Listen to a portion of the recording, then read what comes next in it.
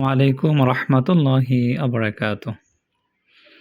ইন্নাল হামদালিল্লাহ নাহমাদুহু ওয়া নুসাল্লি আলা রাসূলিহিল কারীম আম্মা বা'দ ফাউযু বিল্লাহি মিনাশ শাইতানির রাজীম বিসমিল্লাহির রহমানির রহিম।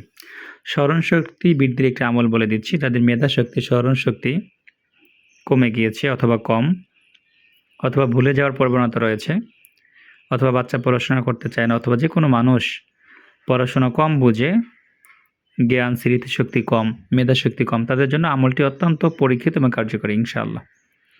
এই আমলটি করলে জ্ঞান শক্তি বৃদ্ধি পাবে, স্মৃতিশক্তি বৃদ্ধি পাবে, বুদ্ধি জ্ঞান মেধা ইনশাআল্লাহ বৃদ্ধি পাবে। আল্লাহর একটি গুণবাচক নাম ইয়া আলিম, যার অর্থ হচ্ছে মহাজ্ঞানী। তিনি সব বিষয়ে জ্ঞান রাখেন, তিনি অফুরন্ত জ্ঞানের অধিকারী। সম্মানিত দর্শক, এ নামের অনেকগুলো ফজিলত রয়েছে।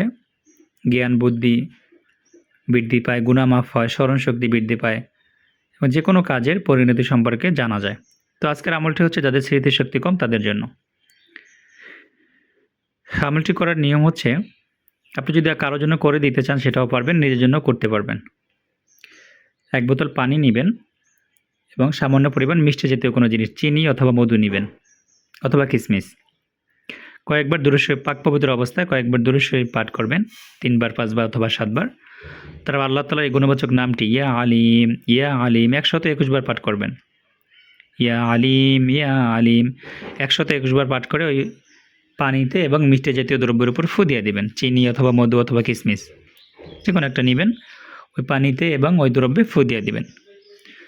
যার মেধাশক্তি কম, যার ব্রেন শক্তি কম, যার স্মৃতিশক্তি কম, তাকে এই পানিটা দৈনিক 2 বার করে খাওয়াবেন, রাতে এবং সকালে, অথবা বেশিও খেতে পারবে, 3 বারও খেতে পারবে, বেশিও খেতে পারবে। আর ওই মিষ্টি জাতীয় দ্রব্য দৈনিক 1 বার করে খাওয়াবেন তাকে, পানির সাথে মিশিয়েও খাওয়াতে পারেন, এমনিতেও খাওয়াতে পারেন।